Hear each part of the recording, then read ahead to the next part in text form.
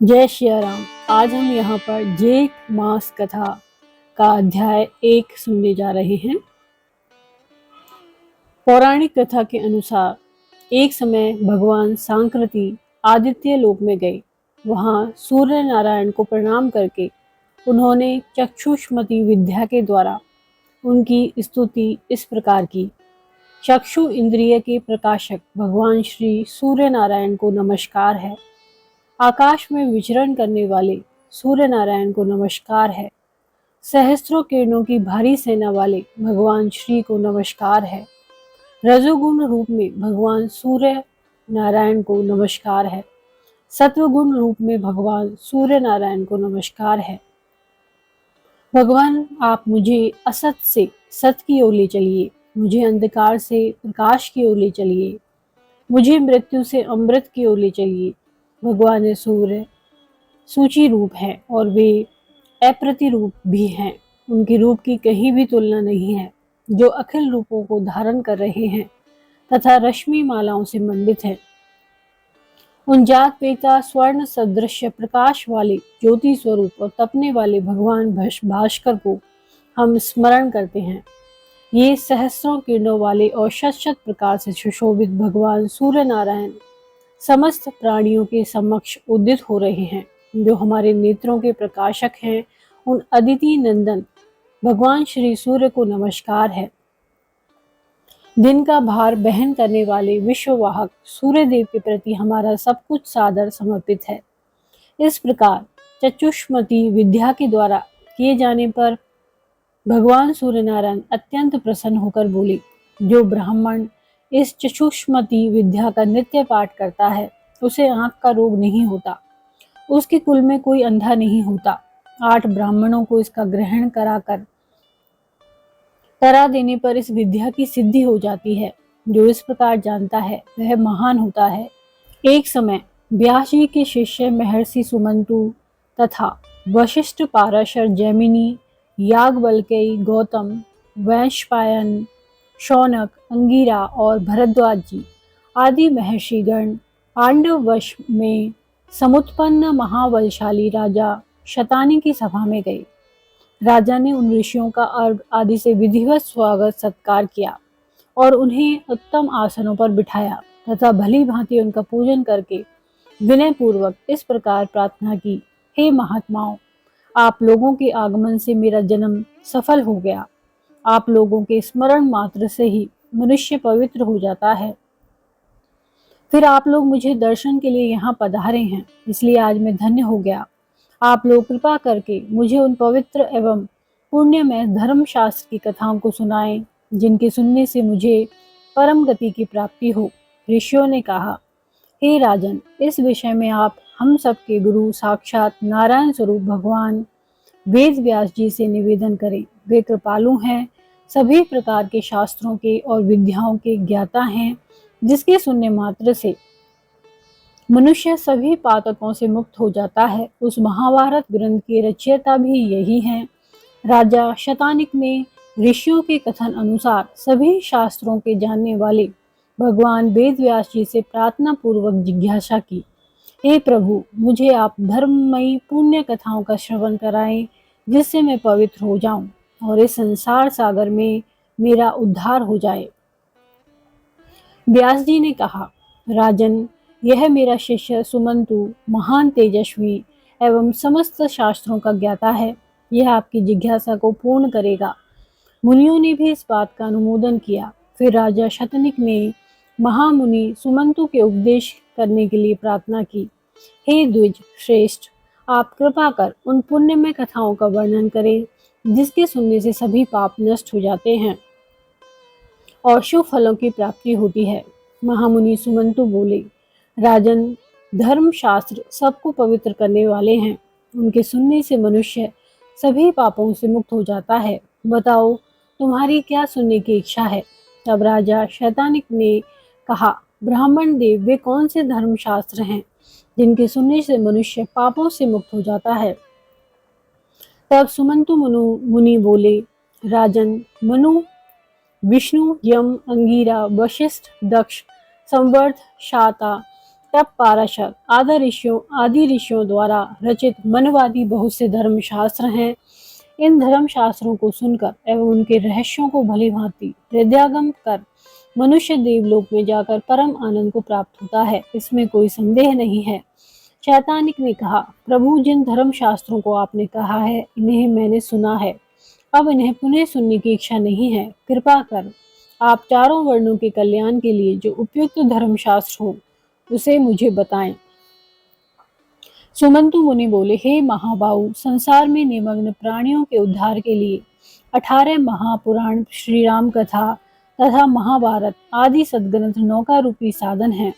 18 महापुराणों तथा 8 प्रकार के व्याकरणों को भली भांति समझकर सत्यवती के पुत्र वेद व्यास जी ने महाभारत संहिता की रचना की, जिसके सुनने से मनुष्य ब्रह्म हत्या के पापों से मुक्त हो जाता है। इनमें 8 प्रकार के व्याकरण यह हैं: ब्रह्मा, इंद्र, याम्य, रौद्र, वायव्य, वारुण, सावित तथा वैष्णव, ब्रह्मा, पद्मा, विष्णु, शिव, भागवत, नारदीय, मार्कंडेय, अग्नि, भविष्य, ब्रह्म, वैवर्त, लिंग, बाराह, स्कंद, वामन, कूर्म, मत्स्य, गरुड़ तथा ब्रह्मांड, ये 18 महापुराण हैं। ये सभी चारों वर्णों के लिए उपकारक हैं। इनमें से आप क्या सुनना चाहते हैं? तब राजा शतानिक ने कहा, हे विप्र, मैंने महाभारत सुना है, श्री राम कथा भी सुनी है, अन्य पुराणों को भी सुना है, किंतु अब मुझे जेठ मास महात्म्य सुनने की तीव्र इच्छा है। तब सुमंतु मुनि बोले, राजन, आपने बहुत उत्तम बात पूछी है। मैं आपको ज्येष्ठ मास महात्म्य की कथा सुनाता हूँ, जिसके सुनने से ब्रह्म हत्या आदि बड़े बड़े पाप नष्ट हो जाते हैं और अश्वमेघ आदि यज्ञों का पुण्य फल प्राप्त होता है तथा अंत में सूर्य लोक की प्राप्ति भी होती है, इसमें कोई संदेह नहीं है।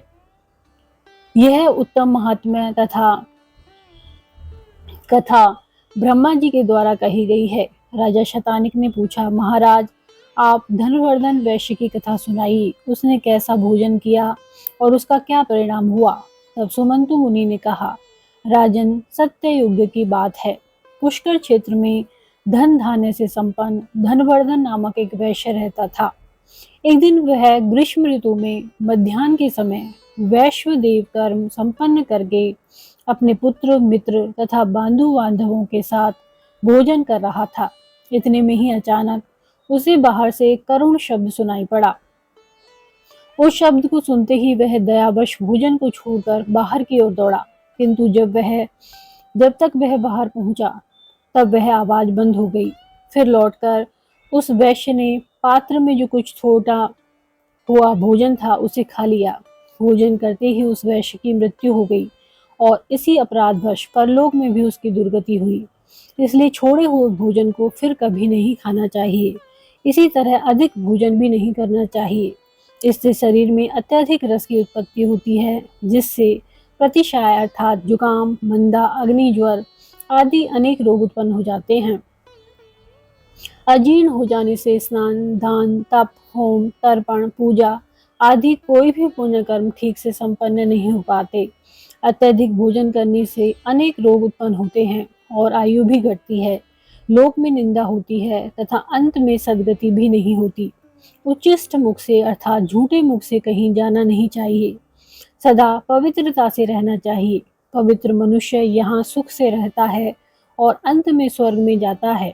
तब राजा ने पूछा, मुनीश्वर, ब्राह्मण किस कर्म के करने से पवित्र होता है, इसका भी अब आप वर्णन करिए। सुमंतु मुनि बोले, राजन, जो ब्राह्मण विधि पूर्वक आचमन करता है वह पवित्र हो जाता है और सत्कर्मों का अधिकारी हो जाता है।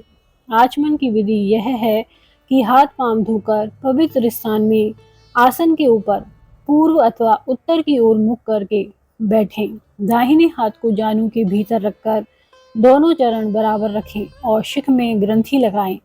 फिर उष्णता एवं फेन से रहित शीतल एवं निर्मल जल से आचमन करें।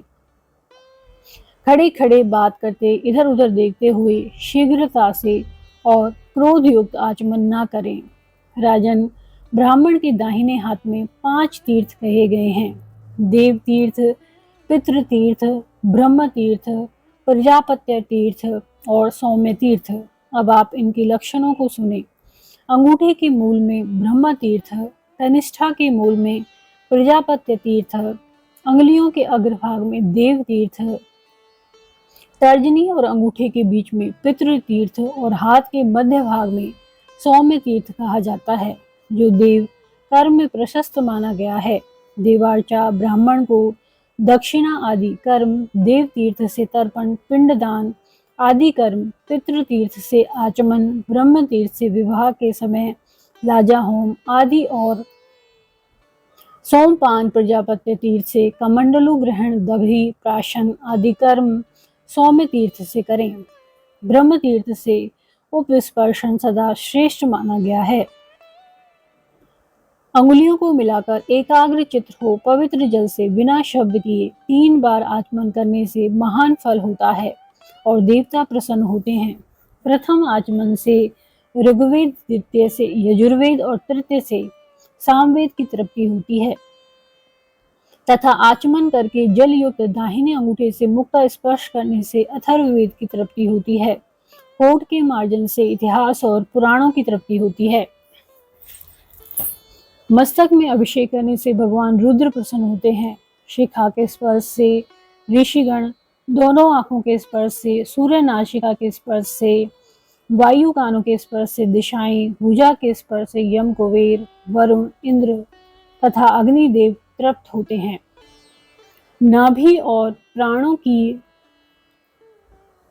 ग्रंथियों के स्पर्श से सभी तृप्त हो जाते हैं। पैर धोने से भगवान विष्णु, भगवान भूमि में जल छोड़ने से वासुकी, आदिना तथा बीच में जो जल बिंदु गिरते हैं उनसे 4 प्रकार की भूत ग्राम की तृप्ति होती है। अंगुष्ठ और तर्जनी से नेत्र, अंगुष्ठ तथा अनामिका से नासिका, अंगुष्ठ तथा मध्यमा से मुख, अंगुष्ठ और कनिष्ठा से कान, सब उंगलियों से भुजाओं का अंगुष्ठ से नाभि मंडल तथा सभी अंगुलियों से सिर का स्पर्श करना चाहिए। अंगुष्ठ अग्नि रूप है, तर्जनी वायु रूप, मध्यमा प्रजापति रूप, अनामिका सूर्य रूप और कनिष्ठिका इंद्र रूप है। इस विधि से ब्राह्मण के आचमन करने पर संपूर्ण जगत, देवता और लोग भी तृप्त हो जाते हैं। ब्राह्मण सदा पूजनीय हैं क्योंकि वह सर्वदेव में है। ब्रह्म तीर्थ, प्रजापत्य तीर्थ अर्थात अथवा देव तीर्थ से आचमन करें, परंतु पितृ तीर्थ से कभी भी आचमन नहीं करना चाहिए। आचमन का जल हृदय तक जाने से, ब्राह्मण की कर्ण तक जाने से, क्षत्रिय की और वैश्य की जल के प्राशन से तथा शूद्र की जल के स्पर्श मात्र से शुद्धि हो जाती है। प्रेम से बोलिए सूर्य नारायण भगवान की जय।